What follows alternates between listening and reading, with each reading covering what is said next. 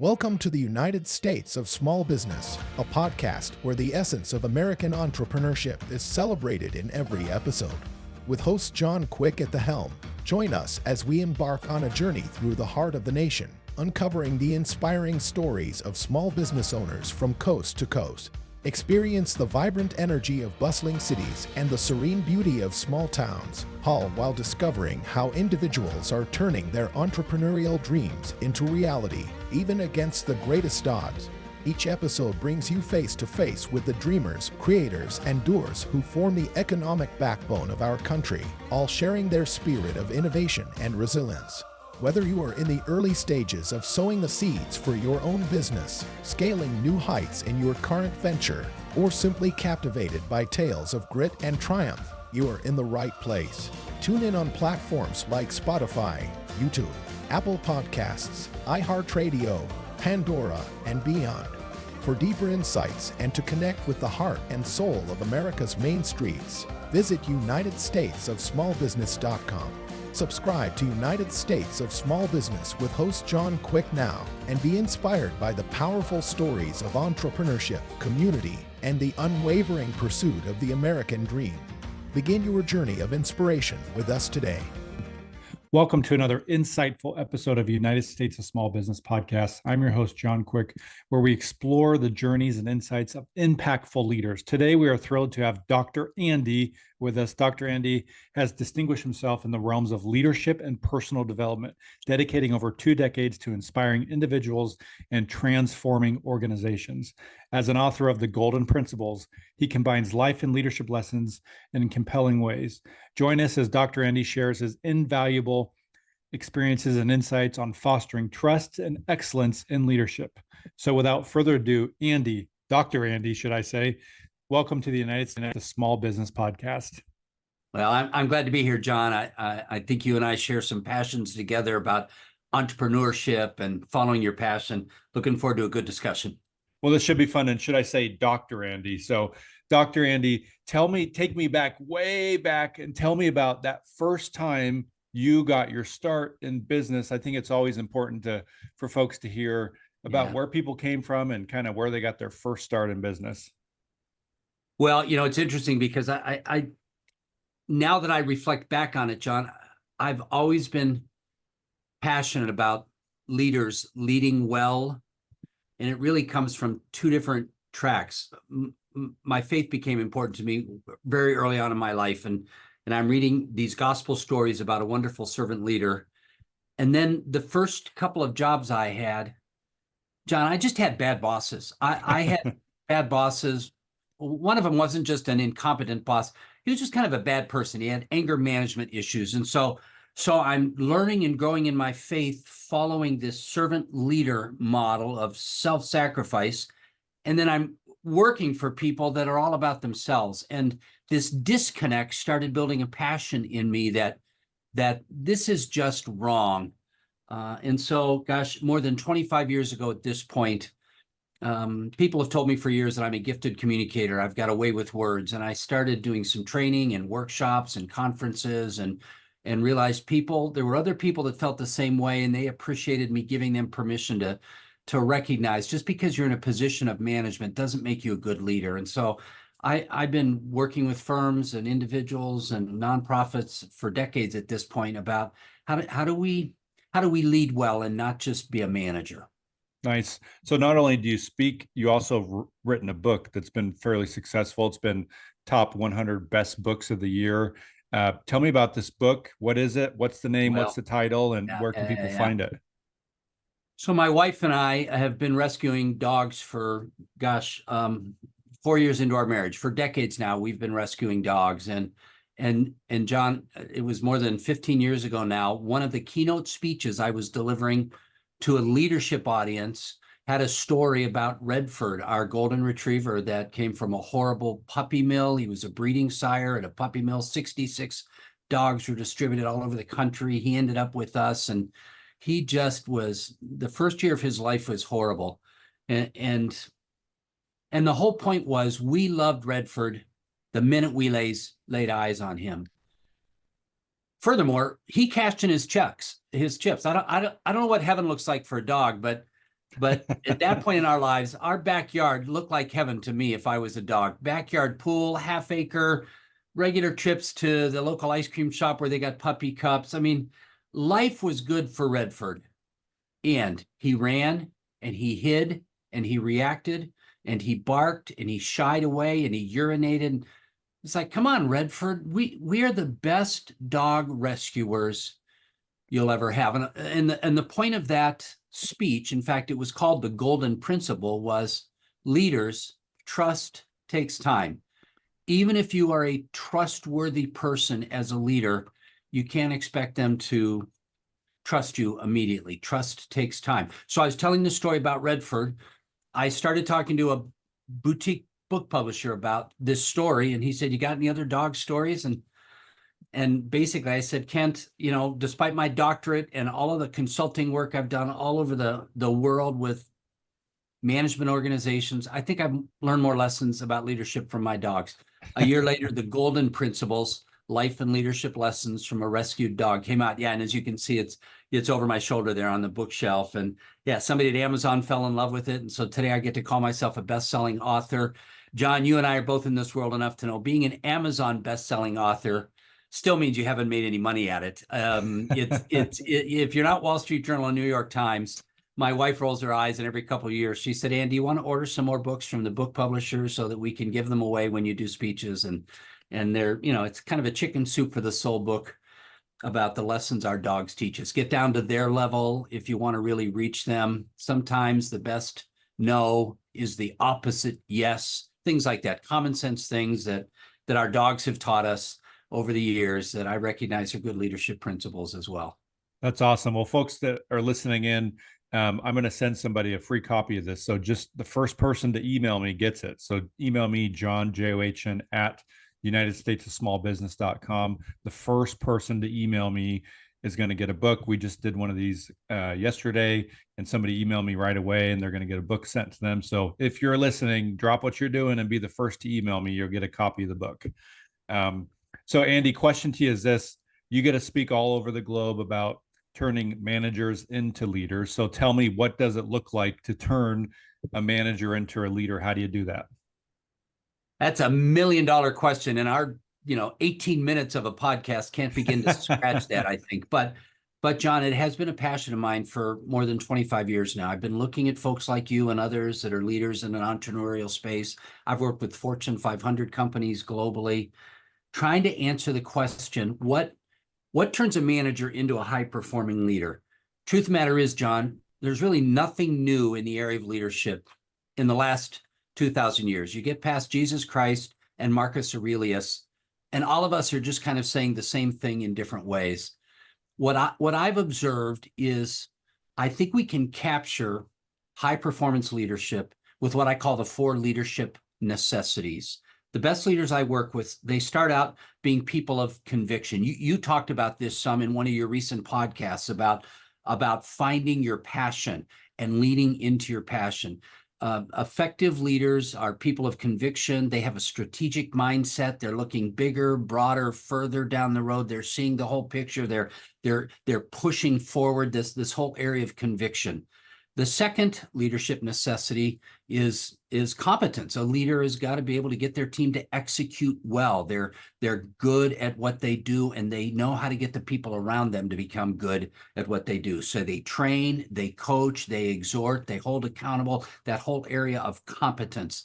The third thing that makes a manager on the journey to becoming a high-performing leader is the one that won't surprise either you or me, and that's that character piece, that phrase, "You'll never be a better leader than you are a person." Fair-minded, other-oriented, honest, the intangibles of leadership that in some respects perhaps might be the most important fundamental necessity of leadership. And then, John, the fourth one is I was trying to figure out, what am I seeing these good leaders I'm working with? How do I capture what they're doing? And at one point I said they were consistent communicators. I was trying to find a C word that would resonate with my 4 leadership necessities. And then about a year and a half ago, I recognized what it was. The leaders that are emerging as high-performing leaders, they recognize that they have a formal covenant with their team members. Now, covenant is kind of an old-fashioned word. It's been brought back into the current parlance because Guy Ritchie did a pretty good movie a couple years ago, pretty graphic movie, but a pretty good movie called Covenant. I live in the state of Texas. Here's what a covenant is in the state of Texas: a marriage covenant. People are going to get married, love and affection forever and ever, you know, in riches and in poor, in sickness and in health, and that whole romantic side of love. And of course, there's that personal connection. The other thing about a marriage covenant here in the state of Texas is there is a document signed by an officiant and submitted to the Secretary of State. There's both a personal and a formal side of leading well. And when I looked at folks like you that were, you know, high performing leaders, I recognized they recognize they have an obligation to shareholders or stakeholders who are driving the mission of the organization forward. They have a formal responsibility to expect performance from their team members. Oh, and then they also could tell you the story of the time when that team member needed an extra 3 weeks of PTO because they were taking care of a parent with cancer. And it went beyond the formal HR policies. And in fact, it wasn't really even understood that it happened. The leader just did the right thing for that person. And there's that formal and the personal side of leading well, covenant. So conviction, competence, character, and covenant. I don't think there's anything new in any of that, John, but as I looked at high performing leaders in my exposure, trying to figure out how do we simply capture this, I think these 4 leadership necessities is a good way to describe what you and I see. Nice. Well, what kind of advice would you give to, there's going to be people listening into this that, you know, maybe own a coffee shop or 5 coffee shops or an online business that sells stuff on Amazon. What kind of advice would you give to those people who are looking to hire folks and they're listening to you and they're thinking, man, this sounds awesome, but how do I take these principles and make sure that I hire good leaders as opposed to just worker bees? Yeah. Well, if we touch on each one of these very quickly, if you are the leader of that coffee shop that you talked about and you're a person of conviction, part of what you've got to do is find people that love coffee. And I would even go beyond that, John, and say, find people, maybe they don't love coffee, but through you, they grow their love of coffee, that passion, that conviction, and they realize what a wonderful community a coffee shop can create and an environment for people to become the best version of them. And for some of the team members you're hiring, they're going to get that. And those are the team members that are going to be with you a long time, that whole area of conviction. Competence, you got to make sure they know how to do their job well. And John, if there's probably one area that I see with a lot of the sales teams I work with, where I'm working with sales managers, they were top performing salespeople themselves, and now they've been moved into a position where they've got 7 territory reps underneath them, and they're still trying to win all the competitions. One of the challenges of a leader who is instilling competence in their team is to recognize you're not the winner anymore. Your whole job is to make everybody else execute well. And in some respects, you step into the shadows. And that really speaks into that whole area of character. The leaders that get it and can grow successful organizations underneath them, they understand they're the bottom of the pyramid. They're not the top of the pyramid. They're serving their people. Now they're not serving their people so mindlessly that they don't serve the mission of the organization either. That's the tension and the balance where you have hard conversations. You let people go who aren't the right fit. You hold people accountable because you've got a responsibility to serve the organization. And that ties into that whole area of covenant where there is a personal sacrifice involved for managers who are committed to becoming high-performing leaders. And just recognize, at the end of the day, you're going to be the one that's coming back after hours and empty the trash cans because somebody else forgot to, or you're going to have to pick up your toolkit because you're changing the light bulbs because you realized you asked that person to do it and they didn't, and you got to have the lights on tomorrow morning. So that whole area of covenant, I don't think we ever fully arrive, but if you and I are working on these 4 areas, I think we can have confidence that, you know what, I'm trying to become that high-performing leader that John and Andy are talking about. How have you seen companies combat the kind of instant gratification culture that we live in today, where people want to be the vice president on day 2 on the job, and they don't want to maybe necessarily do all the hard things that folks like our parents' generation had to do? How do you combat that as a leader in an organization? And do you think that there is a shortage of good leaders, hence why you go around the world speaking about this? Yeah. Yeah.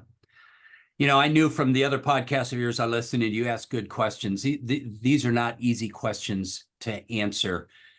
In some respects, it requires us to fight cultural norms, if you would, because the cultural norm in the 2020s is, celebrity influencers are the people that have voices in our world and in our culture and in our economy, and the best leaders. They're not working at growing their influencers. They're not trying to hit that 10,000 or 1 million mark. They're trying to make their people more successful. And to the degree that their people are more successful, they're fulfilling their mission through those 4 leadership necessities. But I will tell you, John, you ask $1 million question. It is a challenge today. Simon Sinek, in one of his famous YouTube videos, says, "Hey guys," he basically says, "the kids aren't getting what they needed to at home today, so it's our job as employers to teach them what they need to learn." And at first I said, no, that's not fair. Hard work and showing up and not expecting a bonus because you showed up 2 weeks in a row. And that's not my responsibility as an employer, but in some respects it is. And I'll just tell you, John, it's a painful experience, right? Because for every 3 people you hire, at least one of them is not going to be the type of team player that you're hoping will drink your Kool-Aid and move into your area of passion and conviction. It's why would anybody want to become a leader? It's challenging. Well, it's because you believe there's a better future that you can lead your people into. Yeah, I remember when I was a kid, I would do these things called chores, and I wouldn't get any money for them. I would just have to do them. Yeah. Yeah. And I think we've lost some of that today. It's unfortunate, and that's probably some of the countercultural stuff that you come into contact with. You mentioned faith. How much of a role does that play with what you do? It's almost rebellious these days to talk about faith in the business world, which I think it's awesome that is one of your core principles. Talk to me about why that's important for you. Well, first of all, I recognize my faith is my faith, and I'm not hired by organizations to bring my faith to their organization. I am hired to bring best practices and principles, these 4 leadership necessities. I believe the foundation of these 4 leadership necessities requires a moral platform that is outside the human experience. And so that's what I bring to the table, is this conviction that, right is right and wrong is wrong, and diligence and execution will accomplish things in the long haul. And so, John, my faith envelops everything I do, but I don't have any right to try to proselytize my clients. It informs who I am and the way I talk about leadership. But I respect the clients who hire me into their organizations to bring the best of high-performing leadership there. Nice. So in today's day and age, unlike what it was like when I was even in college, these virtual teams exist all over the globe, right? You could have huge teams without ever actually being in the physical same room as somebody for probably somebody's whole career now. So how does what you're talking about, which is very important for organizations to lead well, work in a virtual world? Yeah.